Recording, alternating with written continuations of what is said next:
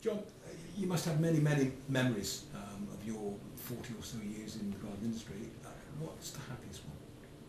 I think without doubt, Mike, taking on the Miracle-Gro project, when I had a phone call from Horace or from Peter C. Holy soup. I meet this old American gentleman, and I met Horace, and he told me about his company, and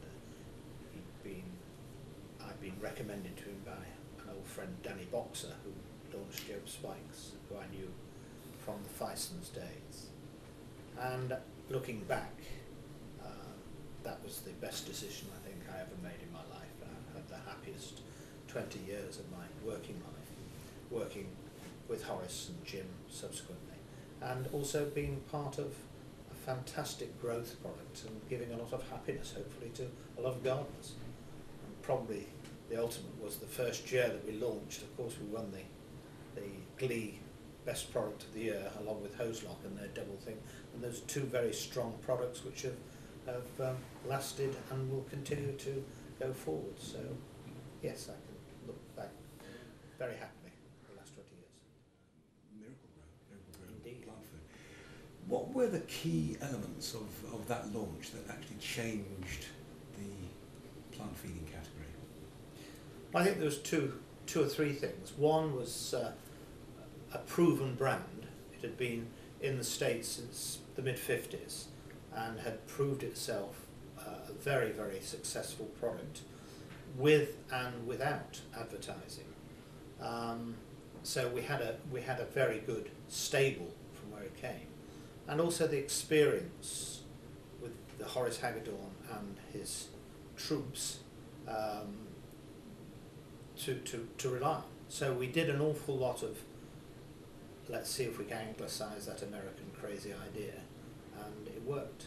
The second was a commitment to advertising the brand to the consumer. And I say the consumer opposed to the gardener, because obviously if you go on Coronation Street, you're talking to an awful lot of non-gardeners, but potential gardeners.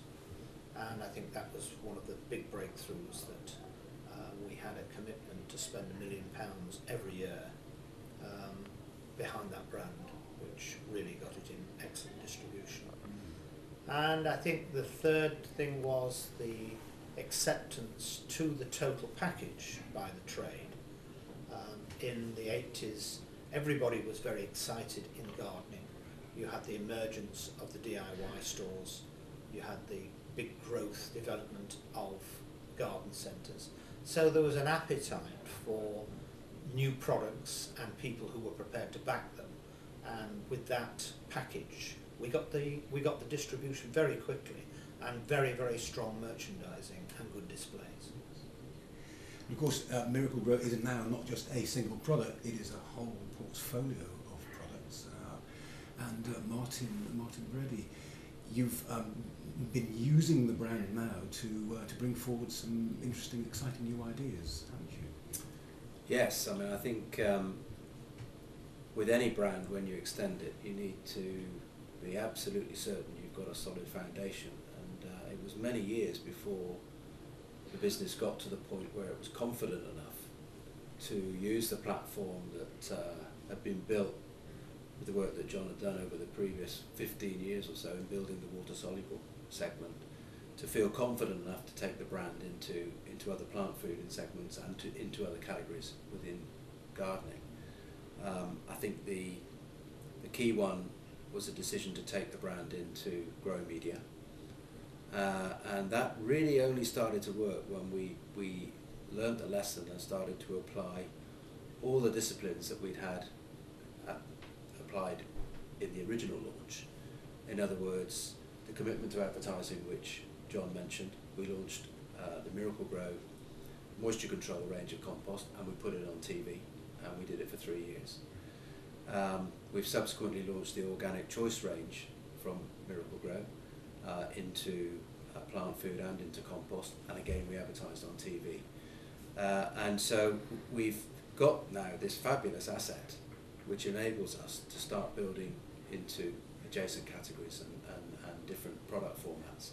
And that's what's allowed the scale of the brand to grow and grow, even in recent years, when water-soluble fertilisers perhaps reached their peak, but we've now got this fabulous asset that we can take into other categories.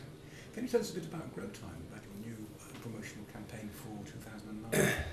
Yeah, well, first of all, I mean, we've got this thing called Grow, G-R-O, which obviously draws itself from the brand name, and we're using the power and awareness of that brand name. We have 90% awareness amongst the British public of that name, but we want to go a little bit beyond just the brand. What we're trying to do is inspire people who may have lapsed from gardening or non-gardeners, again to go back to some of the kind of principles that John started with, to recognise the benefits that they can get from spending time in their garden.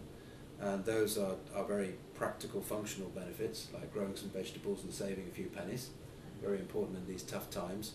But also the enormous emotional benefits that you can get from teaching kids where the salad comes from, and growing flowers and having a kind of beautiful environment around you.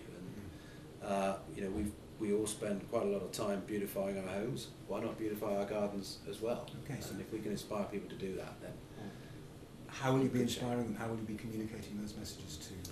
Well, we will have some TV communication using this idea. So we'll use the power of broadcast TV media to do that. But I think also equally importantly, we'll take it through to the shop floor. So we've got a series of project-based initiatives which use Grow Time as the kind of banner advertising, and whether that be growing vegetables or engaging in vertical gardening, or working out how to treat your hard surfaces or your lawn.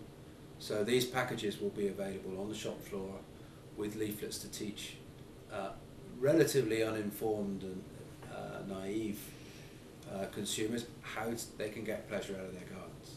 And we're very much hoping that retailers will use those packages to get linked sales, whether they want to sell some tools or some plants or some equipment. And if we can get people to conduct simple, easy to do projects in their gardens, we think people can get great pleasure out of gardening. And if we can convert some of those people who are reluctant to enter the category, then that's good news for all of us. And Martin, looking forward, do you have a vision for how Miracle-Gro might develop in the future?